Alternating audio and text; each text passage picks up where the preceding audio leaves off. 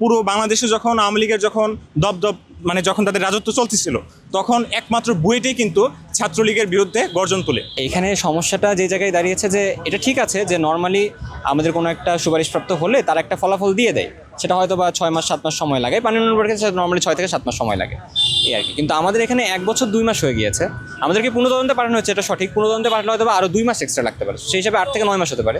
সেখানে আমাদের 1 বছর 2 মাস হয়ে গিয়েছে, যেখানে বিসিএসেরও হচ্ছে আমাদের মানে মাত্র 4.5 মাস হচ্ছে পুনঃতদন্তের রেজাল্ট দিয়ে দিল, সেখানে আমাদেরকে 7 মাসেও রেজাল্ট দেওয়া হচ্ছে না। এবং আমাদের এক্ষেত্রে যেটা হচ্ছে যে আমরা মাত্র 25 জন, এবং আমাদের মধ্যে অনেকেই চাকরি করি না, এবং তার মধ্যে অনেকে আছেন যারা চাকরি আগে করছিল, পরে এই চাকরিটা হওয়ার পর আগের চাকরিটা ছেড়ে দিয়েছে।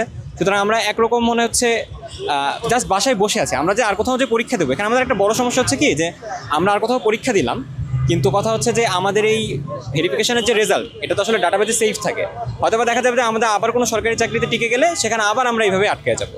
তো আমাদেরকে এই রেজাল্টটা জানতে হবে, যেটা আমাদের মানসিক প্রচণ্ডভাবে চাপ ফেলছে। এবং এই চাপে এরকমও হয়েছে যে 2-1 জন আর কি আত্মহত্যার চেষ্টা করেছেন বা সুইসাইডাল অ্যাটেম্প্ট নেওয়া যেটাকে বলে, এরকম আমাদের মাঝখানে 2-1 জন আছেন। এবং আমি নিজে অ্যান্টি ডিপ্রেসেন্ট নিচ্ছি গত 2 মাস ধরে। আমি নিয়োগ পরীক্ষায় 111 জনের মধ্যে আমি হয়েছিলাম 82তম। 111 জনের যে রিক্রুটমেন্ট এক্সাম আছে সেখানে যে ফার্স্ট হয়েছে তার নিয়োগ হয় নাই। এখন কারণ হ্যাঁ, আমরা অ্যাকচুয়ালি কারণটা বিশেষে যেরকম হয়েছে ওখানে যেরকম কোনো অ্যাকচুয়াল কারণ জানানো হয়নি, আমাদের ক্ষেত্রেও আমাদের কোনো কারণ জানানো হয়নি। আমাদের মানে বিশেষের ক্ষেত্রে আমাদের যেটা ধারণা যে কোনো হয়তো বা রাজনৈতিক কোনো ধারণা থাকতে পারে, আমাদের ক্ষেত্রে এরকম ধারণা যে রাজনৈতিক কিছু একটা চালাচ্ছে, যেটার ক্ষেত্রে আমরা একেবারেই জানি না। এবং আমাদের কারো কোনো, আমি নিজে একবারও বলেছি, আবারও বলছি যে আমি আসলে আবরার ফাহাদের সহপাঠী, এবং আমরা আর কি বুয়েটে ছাত্রলীগের বিরুদ্ধে যারা আন্দোলন করছেন আমি তাদের মধ্যে একজন, এবং one of the front liners বলতে গেলে। তারপরে আমাদেরকে কেন পুনঃতদন্তে রাজনৈতিক কোনো ইয়ে থাকতে পারে কিনা আমার ঠিক জানা নেই, সঠিক একদম বলতে পারবো।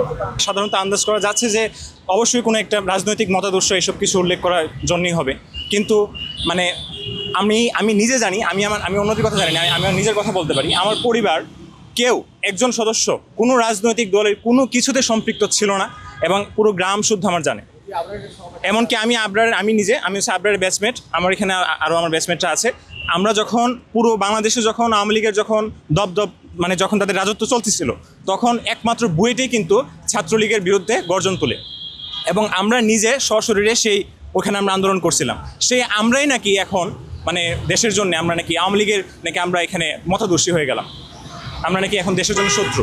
মেধার জন্যে জুলাইয়ের এত বড় বিপ্লব হলো, 1,500 প্রাণ ঝরলো, তারপরে সেই মেধার ভিত্তিতে নিয়োগকে প্রাধান্য না দিয়ে তারা এখনও সেই বিগত ফেসিস্ট সরকারের মতো তারা নিজেদের মতো করে তারা যে রাজনৈতিক আদর্শ চায় বা যে ইয়ে চায় সেরকমভাবে তারা বাছাই করতেছে। প্রার্থীর কোনো ফৌজদারি অপরাধ না থাকা সত্ত্বেও, প্রার্থীর কোনো রাষ্ট্রবিরোধী অপরাধ না থাকা সত্ত্বেও, প্রার্থীর বিরুদ্ধে কোনো একাডেমিক কোনো বহিষ্কারাদেশ কোনো কিছু না থাকা সত্ত্বেও বিনা কারণে শুধুমাত্র রাজনৈতিক মতাদর্শ এসব উল্লেখ করে তাকে হয়রানির শিকার করা হচ্ছে। আমার মেধা তালিকায় প্রথম হয়েছিলাম আমি, কিন্তু এটার কোনো জাজমেন্টই নেই।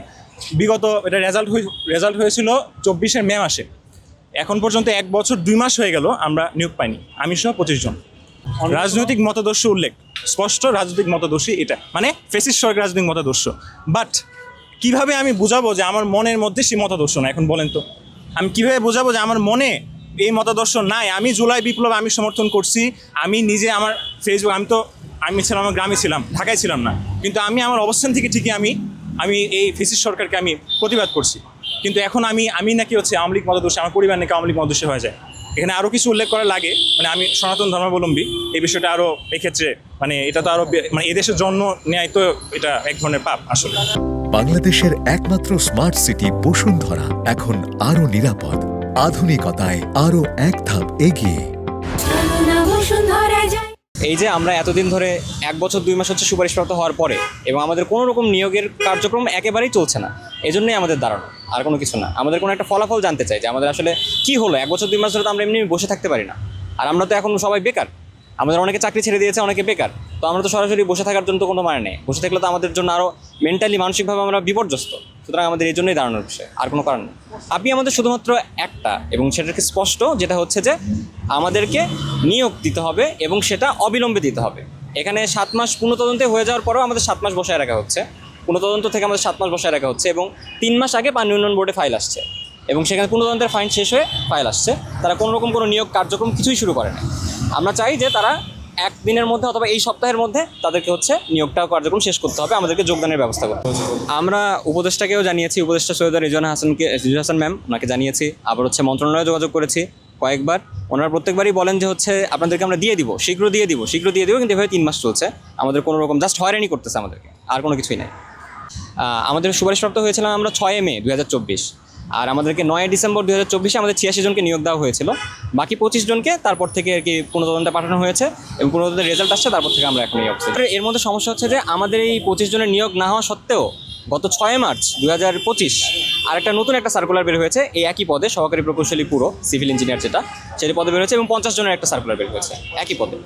আমি মানে কোনো ক্লু পাচ্ছি না সোজা কথা। মানে আমি হচ্ছে এটা গত বছরের মে মাসে এটা রেজাল্ট হয়, পানি উন্নয়ন বোর্ডের রেজাল্ট হয়। তো রেজাল্ট হওয়ার পর স্বাভাবিক আমার হাতে আমার চাকরি আছে, আমি জানি এটা জয়েনিং হবে সামনে, এবং আমার কোনো চিন্তা করার কোনো অবকাশই না, মানে আমার কোনো প্রয়োজনই নেই যে আমার কোনোভাবে আমার চাকরি আটকাতে পারে।